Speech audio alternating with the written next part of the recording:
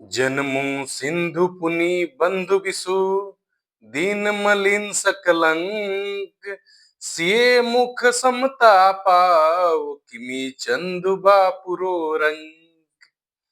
खार समुद्र में तो इसका जन्म, फिर इस बीस इसका भाई, दिन में यह मलिन रहता है और कलंगी काले दाग से युक्त है।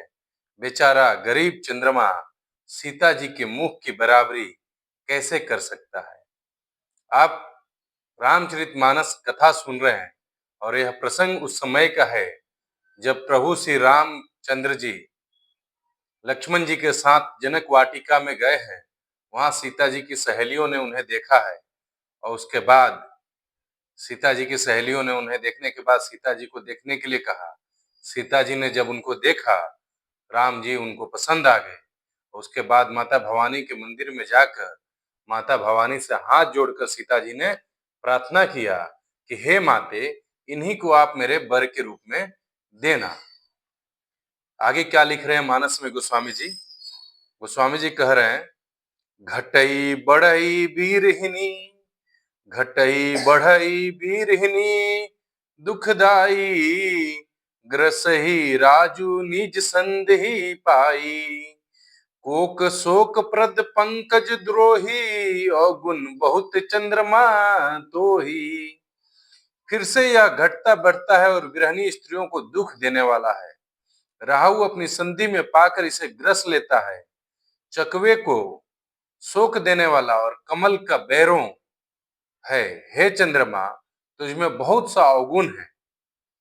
मानस में गोस्वामी जी आगे लिखते हैं, वैदेही मुख पट तर दिन है, वैदेही मुख पट तर दिन है, होई दोष बड़ अनुचित किन है, सिए मुख छवि विधु ब्याज बखानी, गुर पही चले निशा बड़ी जानी। अतः जानकी जी के मुख की तुझे उपमा देने में बड़ा अनुचित कर्म करने का दोष लगेगा। इस प्रकार चंद्रमा के बहाने सीता जी के मुख की छवि का वर्णन करके बड़ी रात हो गई। वे गुरु जी के पास चले गए। करी मुनि चरण सरोज प्रणामा, करी मुनि चरण सरोज प्रणामा, आय सुपाई किन्हे विश्रामा, विगत निसार रघुनायक जागे, बंधु बिलो की कहन अस लागे। मुनि के चरणों में प्रणाम करके आज्ञा पाकर उन्होंने विश्राम किया। रात बीतने पर श्री रघुनाथ जी जागे और भाई को देखकर ऐसा कहने लगे। क्या कह रहे हैं प्रभु श्री रामचंद्र जी, जो चंद्रमा को यह कह रहे थे कि तेरी तुलना सीता से कैसे कर दे, तेरे में तो दाग है। अगले दिन जब सुबह उठते हैं, प्रभु श्री रामचंद्र जी क्या कह रहे हैं छोटे भाई लक्ष्मण से, मानस में गोस्वामी जी उसका उल्लेख करते हैं। गोस्वामी जी कह रहे हैं, अयु अरुण अवलोकहु ताता, पंकज कोक लोक सुखदाता, अयु अरुण अवलोकहु ताता, पंकज कोक लोक सुखदाता, बोले लखनु जोरी जुग पानी, बोले लखनु जोरी जुग पानी, प्रभु प्रभाव सूचक मृदुबानी। हे तात, देखो कमल, चक्रवाक और समस्त संसार को सुख देने वाला अरुणोदय हुआ है। सूर्योदय होने के बाद भगवान सूर्य का दूसरा नाम अरुण भी है। तो प्रभु श्री रामचंद्र जी कह रहे हैं छोटे भाई लक्ष्मण से, हे तात देखो सूर्योदय हुआ है, अरुणोदय हुआ है। लक्ष्मण जी दोनों हाथ जोड़कर प्रभु के प्रभाव को सूचित करने वाली कोमल वाणी बोले, अरुणोदय सकुचे कुमुद उड़गन ज्योति मलिन, जिमी तुम्हार आगमन सुनी भय निरपति बलहीन। अरुणोदय होने से कुमुदिनी सकुचा गई और तारागणों का प्रकाश फीका पड़ गया।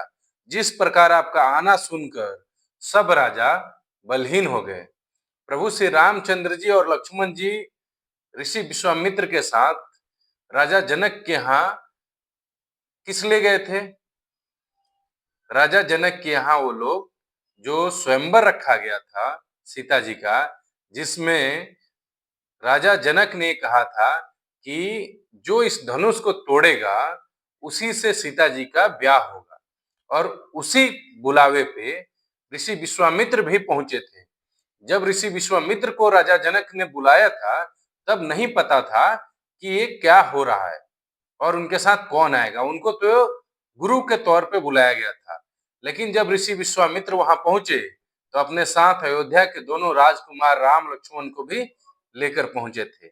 और राम लक्ष्मण जी फिर गए थे जनक वाटिका। वहां उन्होंने सीता जी को देखा, सीता जी ने उनको देखा, और दोनों को एक दूसरे पसंद कर गए।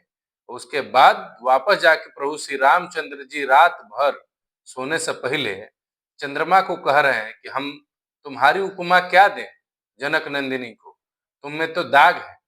और उसके बाद सोकर अगले दिन जब जगते हैं, तो लक्ष्मण जी उनको कहते हैं कि हे भैया, देखिए सूर्योदय हुआ है और अरुणोदय हुआ है, और इस सूर्योदय के प्रभाव पड़ते ही सारे तारागण जो थे, सबकी चमक फीकी पड़ गई है।